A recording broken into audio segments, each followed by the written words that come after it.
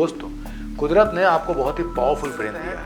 बहुत सारा यूथ जो अपने दिमाग से सफल होना चाहता है, सबसे पहले मैं बताता हूं कि नेचर ने आपको ऑलरेडी कितना पावरफुल बनाया है। जितनी भी बड़ी लड़ाइयां हैं वो शरीर से नहीं, दिमाग से ही जीती जाती हैं। ह्यूमन सिविलाइजेशन एक अकेली सिविलाइजेशन है, अकेली सभ्यता है जो आज तक जीत पाई है, आगे बढ़ पाई है। आपको पता है एक न्यूरॉन कितना पावरफुल होता है? एक न्यूरॉन आपका एक 160 GB की हार्ड डिस्क के बराबर डेटा स्टोर कर सकता है। आपका एक न्यूरॉन जो है वो एक लैपटॉप, एक लेटेस्ट कंप्यूटर के बराबर है। लगभग 10,000 करोड़ न्यूरॉन्स हैं। Yes, believe you me, you can cross check with this particular thing. नमस्कार दोस्तों, मैं हूं doctor Vinod Sharma, Brainwood brain science से, और इसके साथ साथ professor Brainwood brain science. Brainwood लाया है माइंड मेमोरी दिमाग की ट्रेनिंग, जिससे आपकी लाइफ आसान और पावरफुल बन सकती है बड़े रिजल्ट्स के साथ, क्योंकि आप यूज करेंगे अपने ब्रेन को। चलिए आपके ब्रेन की कुछ अद्भुत बातें मैं आपको बताता हूं फ्रेंड्स। दोस्तों, हमें भूलने की प्रॉब्लम हो, चाहे कुछ याद करने की, या हमें जिंदगी में अपने दिमाग को बेहतरीन इस्तेमाल करने की, पहले आपको ये ट्रस्ट करना पड़ेगा कि आपको कुदरत ने सबसे पावरफुल वेपन आपका दिमाग ही दिया है। लेकिन दिमाग का जितना इस्तेमाल आप करेंगे उतने ही रिजल्ट रहेंगे। आपकी लाइफ में जितनी भी कमियां आपको नजर आ रही है, उसका सिर्फ एक रीजन है कि आप उन सारी कमियों को ठीक करने के लिए आपके दिमाग का कितना इस्तेमाल कर रहे हैं, और कर भी रहे हैं या नहीं। आप किसी ट्रेंड को फॉलो कर रहे हैं या कुछ नया कर रहे हैं। दोस्तों, कुदरत ने आपको बहुत ही पावरफुल ब्रेन दिया है। खास तौर पे स्टूडेंट्स जो आप दिन रात अपने दिमाग को यूज करने के लिए कुछ ना कुछ याद करते रहते हैं। बहुत सारा यूथ जो अपने दिमाग से सफल होना चाहता है। चलिए सबसे पहले मैं बताता हूं कि नेचर ने आपको ऑलरेडी कितना पावरफुल बनाया है।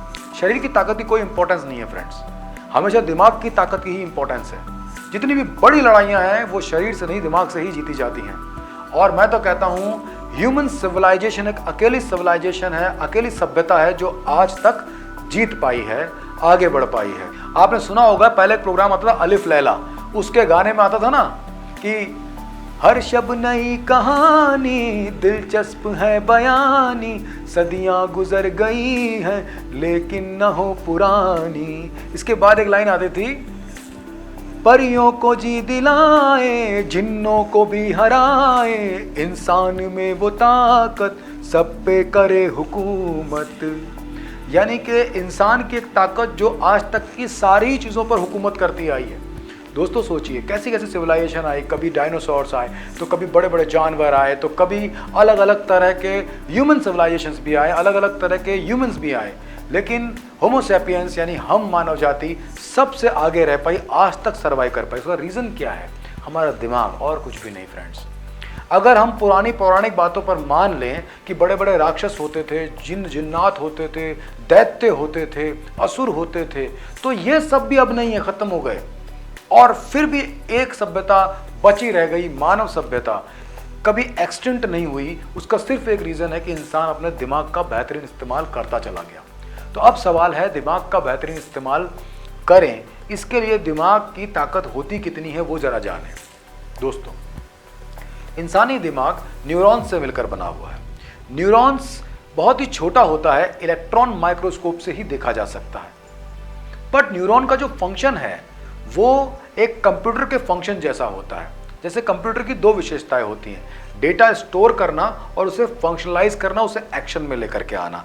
ऐसे ही लैपटॉप या कंप्यूटर के अंदर आपका डेटा स्टोर होता है हार्ड डिस्क में, आपके फ़ोन में भी होता है ऐसा मेमोरी कार्ड में, और सॉफ्टवेयर के माध्यम से वो एक्शन में आता है, फंक्शन में आता है। यही होता है, सेम आपका न्यूरॉन करता है।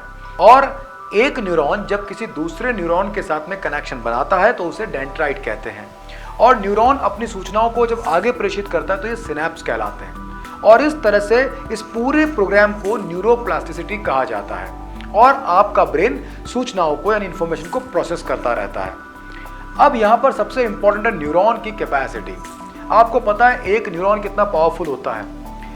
एक न्यूरॉन आपका एक 160 GB की हार्ड डिस्क के बराबर डेटा स्टोर कर सकता है, एक न्यूरॉन। और अगर इस वक्त आपके पास कोई लैपटॉप या कंप्यूटर या मोबाइल फोन हो जिसमें मिनिमम 160 GB की हार्ड डिस्क लगी हो, तो उसके बराबर आपका एक न्यूरॉन है और उसे फंक्शन में ला सकता है। यानी कि आपका एक न्यूरॉन जो है वो एक लैपटॉप, एक लेटेस्ट कंप्यूटर के बराबर है। अब आपके ब्रेन में कितने न्यूरॉन हैं? आपके ब्रेन में इस वक्त लगभग 10,000 करोड़ न्यूरॉन्स हैं। Yes, believe you me, you can cross check with this particular thing, internet, Google also, right. इतने न्यूरॉन है। इसका सिंपल मतलब हुआ कि आपका जो एक न्यूरॉन है और आपका जो ब्रेन है उसमें जो बाकी न्यूरॉन है सब मिला लिए जाएं तो इस वक्त आपका दिमाग की ताकत लगभग 10,000 करोड़ कंप्यूटर्स के बराबर है। अब कुदरत ने, भगवान ने हमें दिया शानदार भेजा और अपने घर पे भेजा, इस दुनिया में भेजा, और हमारी इस दुनिया ने हमें पता नहीं कहां भेजा जहां कोई भेजा ही नहीं और भेजा फ्राई हो जाता है। क्या नहीं कि भेजा इंपॉर्टेंट नहीं है, उस भेजे का इस्तेमाल इंपॉर्टेंट है। अगर आपके दादाजी के पास में कंप्यूटर हो और एक सॉफ्टवेयर इंजीनियर के पास में कंप्यूटर हो, दोनों के पास सेम कंप्यूटर हो, तो दादाजी जिनको बिल्कुल कंप्यूटर चलाना नहीं आता है, क्या वो उसको यूज़ कर पाएंगे? नहीं। पर क्या इसमें उस कंप्यूटर या लैपटॉप की कोई गलती है? नहीं, वो तो पूरा फंक्शन कर सकता है, पर उसको चलाने वाला भी चाहिए। आपके सामने कार खड़ी है, उसमें डीजल भी है, पेट्रोल भी है, लेकिन आप उसे चलाना ही नहीं जानते, तो उसमें कार की तो कोई गलती नहीं है ना। इसी तरह से आपको कुदरत ने एक बहुत ही पावरफुल कार, एक बहुत ही पावरफुल कंप्यूटर दिया है, लेकिन अगर उसे चलाना ही नहीं जानेंगे, उसका सही यूज करना नहीं जानेंगे, तो यही दिक्कत होगी। आपके पास 10,000 करोड़ न्यूरॉन्स हैं और हर न्यूरॉन 160 GB का मिनिमम डेटा स्टोर कर सकता है और फंक्शन में कर सकता है, उसको प्रोसेस कर सकता है। इसका सिंपल मतलब ये हुआ कि आप दुनिया में जितनी किताबें हैं वो सारी याद कर सकते हैं, तब भी आपका ब्रेन के पास बहुत बड़ा स्पेस खाली रहेगा। लेकिन अगर हमें कोई 5 किताबें भी याद नहीं होती, एक किताब भी याद नहीं होती, तो इसका सिंपल मतलब ये है कि हम उसको सही तरीके से कैसे याद करें या सही तरीके से इंफॉर्मेशन कैसे प्रोसेस करें, उसका तरीका नहीं जानते। उसके लिए मेमोरी टेक्निक और ब्रेन साइंस टेक्निक आपके काम आ सकती है फ्रेंड्स। और आज मैं आपको एक छोटा सा फॉर्मूला बताता हूं जो कि आपकी याददाश्त को और अच्छा करने के लिए काम आएगा। जब भी आप कोई चीज़ इमेजिन करते हैं या जब भी आप किसी चीज़ को याद रखना चाहते हैं, तो आपने अगर विजुअल टेक्निक सीख ली है, तो अब आज से आप एक प्रिंसिपल यूज करें जिसको कहते हैं हम ABCDEF प्रिंसिपल। ये है दिमाग की ABCD। तो अब मैं आपको एक तरीका सिखाता हूं जिससे आप चीज़ों को जल्दी याद कर सकते हैं, याद रख सकते हैं और आपके न्यूरॉन्स की न्यूरोप्लास्टिसिटी को बेहतर कर सकते हैं। और ये है दिमाग की ABCD। एक तो ABCD बचपन में सीखी है अपने, है ना। एक दिमाग की ABCD है, ABCDEF सिद्धांत कहते हैं इसको। यानी जब भी आप किसी चीज़ को याद रखना चाहें और उसको विजुअल कर रहे हैं, तो आपको क्या ध्यान रखना है। कई बार आप बहुत सारे इमेजेस भी बनाते हैं, विजुअल भी करते हैं। बहुत सारे बच्चे मुझे कहते हैं, यूथ भी कहते हैं कि मैंने बनाया भी था पर मुझे वो पिक्चर ही याद नहीं आया, मुझे वो विजुअल ध्यान नहीं आया कि क्या था, मैं कंफ्यूज हो गया। इसका रीज़न बताता हूँ फ्रेंड्स। केवल विजुअल बनाने से नहीं हुआ, घर में बहुत सारी चीज़ें होती हैं जो विजुअल ही होती हैं, चीज़ें ही होती हैं, दिखती भी हैं पर याद नहीं आती है। इसका एक सही तरीका इस्तेमाल करना पड़ेगा आपको। इमेज से भी ज़्यादा इंपॉर्टेंट कुछ और है, वो इस ABCD में समझते हैं। ABCDEF। किसी भी मेमोरी को स्थायी मेमोरी बनाने में या तेज़ी से याद करके परमानेंटली याद करने में आप इस प्रिंसिपल को कैसे यूज़ करेंगे। A stands for action, B stands for big, C stands for colourful, D stands for dimensional, E stands for emotional और F स्टैंड्स फॉर फीलिंग। ये प्रिंसिपल को अब आप याद रखिए।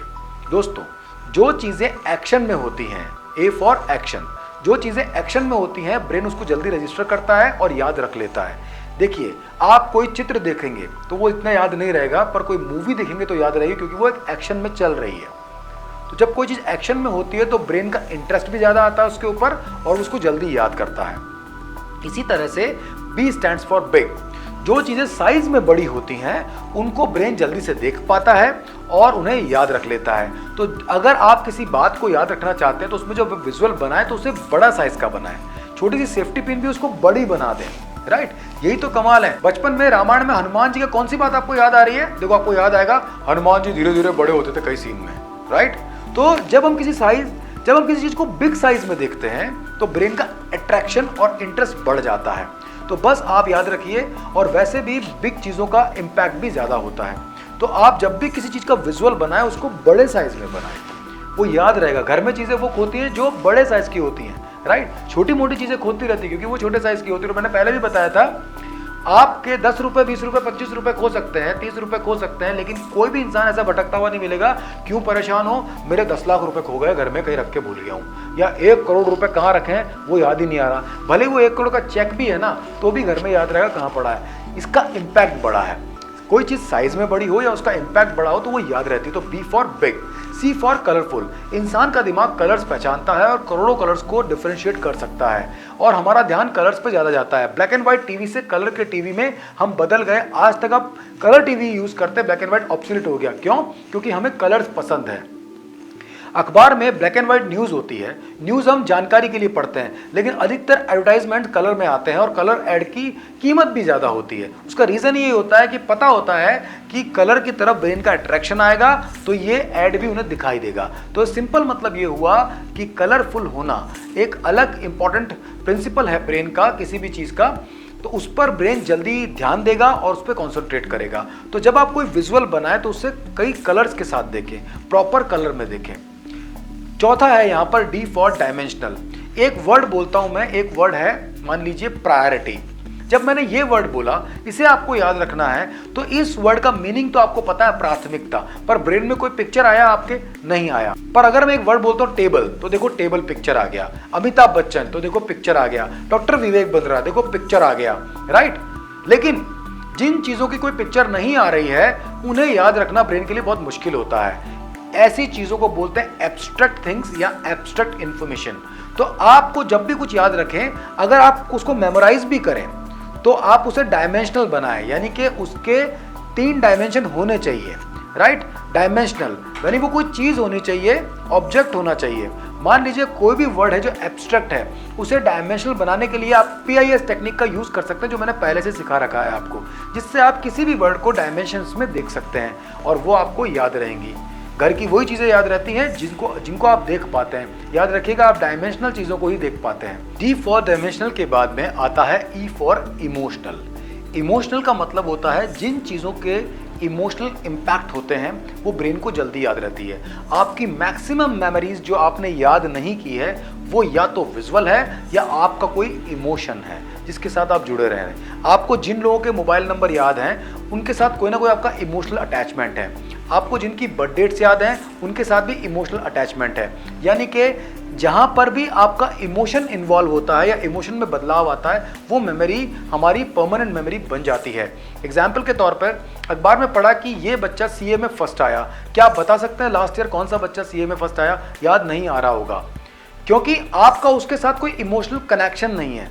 लेकिन मान लीजिए वो बच्चा आपके घर का होता, आप ही का बेटा होता, आप ही होते, या आपका पड़ोसी होता, या जो आपका बेस्ट फ्रेंड है वो होता, तो क्या आप भूल पाते? नहीं, क्योंकि उस दिन आपके लिए वो एक फंक्शन की तरह होता, कुछ ना कुछ में चीज़ें होती और आपका एक इमोशनल कनेक्शन रहता। अधिकतर लोग किसी भी फील्ड में होते हैं उनके घर वाले तक उस फील्ड के लोगों से जुड़े होते हैं। ये सब केवल इमोशंस की वजह से ही हो पाता है। इमोशंस की वजह से ही आपको अधिकतर लोगों के नाम याद रहते हैं जिनके आप याद रख पाते हैं। जो भी नाम आपको याद रह रहा है वो इसी वजह से रह रहा है क्योंकि उसके साथ कोई इमोशनल बॉन्डिंग है आपकी। और जिन नामों को आप भूल जाते हैं उसकी वजह भी यही है कि आपकी कोई इमोशनल कनेक्शन नहीं है उनके साथ।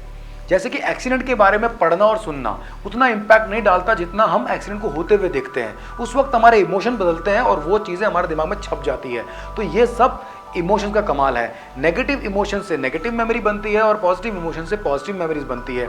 मेमोरी नेगेटिव हो या पॉजिटिव, दुख भरी यादें हो या खूब खुश करने वाली, सिंपल सी बात है कि वो आपको इसीलिए याद है क्योंकि आपके इमोशंस अटैच्ड है। तो जब भी कभी आप किसी बात को याद रखना चाहें आप उसको इमोशनली फील करें, अपना ही माने।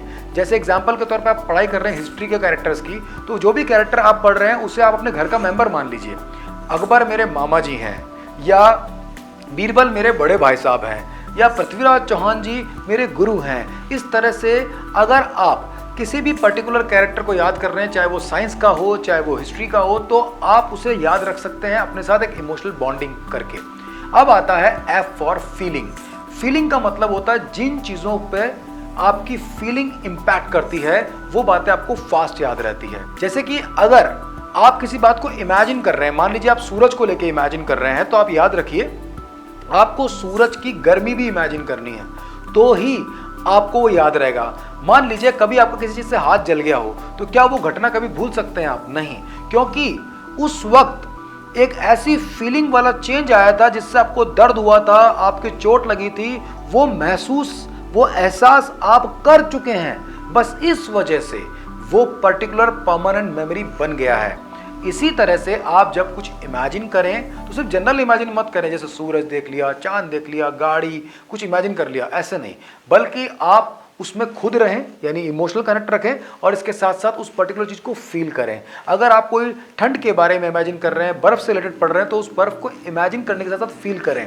गर्मी की चीजें हैं या सूरज है या इस तरह की कोई आग है तो उसको फील करें, तो आप उस इंफॉर्मेशन को याद रख पाएंगे, क्योंकि आपकी फीलिंग एक अपने आप में भी मेमोरी होती है। और ये ABCD प्रिंसिपल जो है ये आपकी मैक्सिमम मेमोरी को इन्वॉल्व करके एक्सपीरियंस मेमोरी बना देगा। और जो हमारा एक्सपीरियंस होता है, जो हम फील करते हैं, एक्सपीरियंस करते हैं, उसे नहीं भूल सकते। मजा आया तो याद हो गया आपको आपका ये ABCD। अब अगर ये ABCD आपको याद है तो अब आपको सब कुछ याद है ना? कमाल की मेमोरी की ABCD यूज करिए और बन जाइए बेहतरीन याददाश्त और बेहतरीन लाइफ के मालिक। All the best, thank you so much, be happy always. Brainwood, India's best innovative learning platform. Download the app now.